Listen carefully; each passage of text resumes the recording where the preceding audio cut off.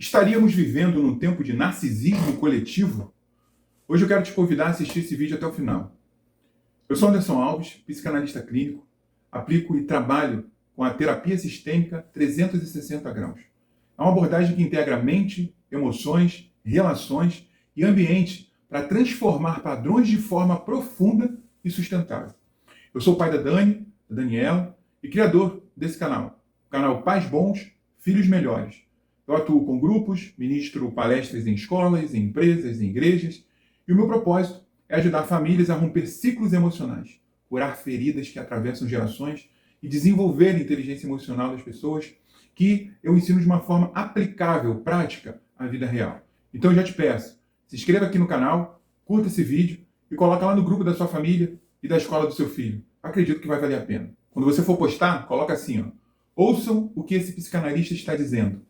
Posta, depois você vê o que vai acontecer. Vamos para o assunto. Você provavelmente viu a notícia da jovem que morreu em um esporte radical, depois dela ser lançada sem a corda de segurança, correto?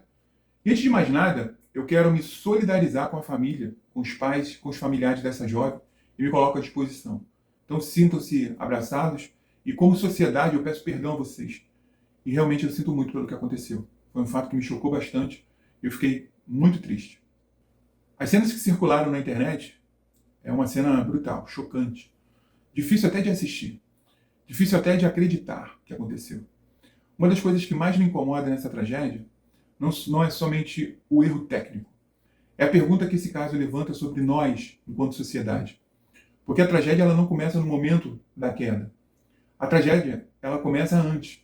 Ela começa quando ninguém para, quando ninguém checa, quando ninguém interrompe, quando ninguém olha para o outro como alguém que precisa ser protegido. E é exatamente aqui que eu quero te trazer uma reflexão. Será que estamos vivendo num tempo de uma espécie de narcisismo coletivo? Fica comigo que eu vou te explicar. Ou talvez algo ainda mais perigoso. Uma cultura em que o outro só importa quando vira conteúdo, quando gera cliques, quando gera comoção, mas deixa de importar no cuidado silencioso, no detalhe, na responsabilidade concreta. E para facilitar o entendimento, eu dividi esse vídeo em algumas partes.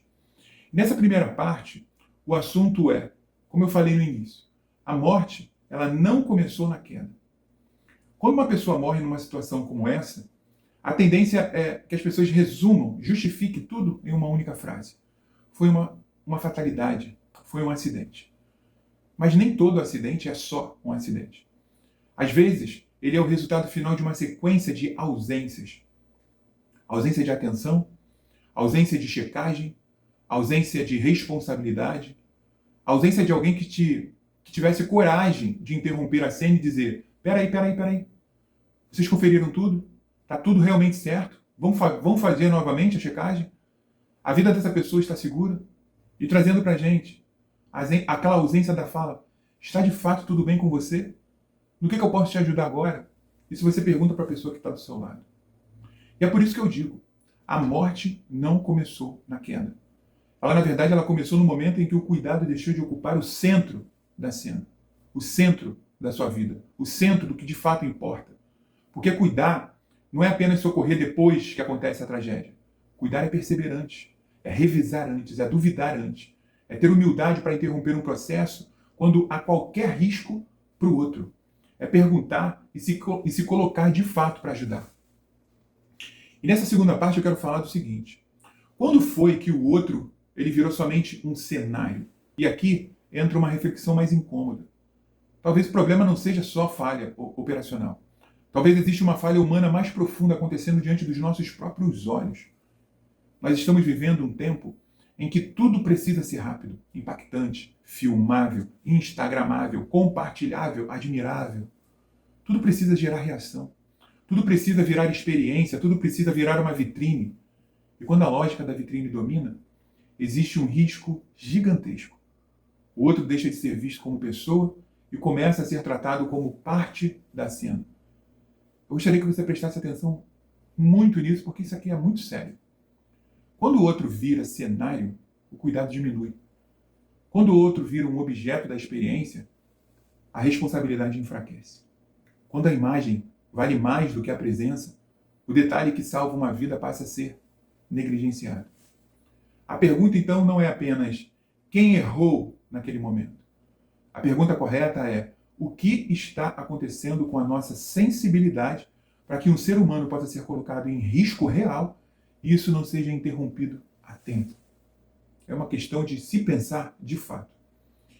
E no ponto 3, eu quero falar sobre o cuidado sutil e o olhar humano ao outro está desaparecendo de forma sorrateira e a gente não está nem percebendo isso. E aqui está, na minha opinião, o ponto mais grave. Existe um tipo de cuidado que não aparece em foto, não viraliza, não recebe aplausos, não dá status. É aquele cuidado sutil. É a pessoa que percebe que algo não foi conferido. É a pessoa que nota a insegurança no olhar do outro. É a pessoa que faz a pergunta chata. É a pessoa que revisa o protocolo mais uma vez. É a pessoa que não trata uma vida humana como rotina, como pressa. Esse cuidado silencioso fala muito de caráter. Porque ele aparece quando ninguém está vendo. Ele aparece quando não há recompensa social. Ele aparece quando a pessoa realmente entende que o outro de fato importa. E talvez seja justamente esse cuidado sutil que esteja morrendo em muitos ambientes. Na família, no trabalho, na própria internet, principalmente, nos serviços, nas relações, na forma como a gente lida com a dor, com a pressa, com a responsabilidade e com a vida humana, que é o que importa. E nessa outra parte, nós vamos falar que não é só narcisismo coletivo. Na verdade, é erosão moral. Deixa eu te explicar. E eu faço uma pequena correção importante na reflexão anterior que eu fiz, no início do vídeo. Talvez não seja apenas narcisismo coletivo no sentido clínico da palavra. Talvez seja algo mais amplo e mais perigoso. Uma erosão do cuidado, uma dessensibilização moral. Uma cultura em que o sofrimento do outro emociona quando vira manchete, mas não mobiliza quando exige uma responsabilidade concreta. A dor do outro, ela comove no vídeo. Mas será que a vida do outro continua importando nos bastidores? No protocolo? Na revisão? Na prudência? No olhar, olho no olho? No cuidado? Na fala? Na hora de parar tudo e proteger uma pessoa? Na hora de dar prioridade ao outro? Porque é muito fácil chorar depois. Difícil é cuidar antes. Eu quero te alertar sobre isso e convidar você a olhar para o lado. E para encerrar, eu quero te dizer que talvez a pergunta que essa tragédia deixa não seja apenas quem foi culpado por isso tudo. A justiça, ela vai lidar com isso. Não cabe a nós, pessoas comuns, decidir absolutamente nada quanto a isso. A pergunta mais profunda é outra. Em que momento nós começamos a perder a capacidade de enxergar o outro como alguém que precisa ser cuidado? E passamos a tratar uma pessoa como parte da pressa, da rotina, da cena, ou até do espetáculo. Se a dor do outro só importa quando vira notícia, alguma coisa muito séria já se perdeu dentro de nós. E talvez a reconstrução da nossa humanidade, ela começa exatamente aqui, na volta do cuidado silencioso, da responsabilidade concreta, da atenção ao detalhe e da coragem de interromper com qualquer tipo de processo quando uma vida está em risco. Porque no final das contas, caráter não aparece só no discurso. Caráter aparece na forma como você protege alguém quando ninguém está vendo. Se essa reflexão ela fez sentido para você, escreve aqui nos comentários assim, ó, o cuidado começa antes da tragédia. E me diz também a sua opinião. Você acha que nós estamos vivendo uma erosão do cuidado com o outro? O narcisismo coletivo que eu falei no vídeo faz sentido? Se esse conteúdo te ajudou a pensar, então eu te convido a curtir esse vídeo, se inscrever aqui no canal, Paz Bons Filhos Melhores, e compartilhar com alguém que vai fazer sentido ouvir esse tipo de reflexão. Um grande abraço para você e até o próximo vídeo. Tchau!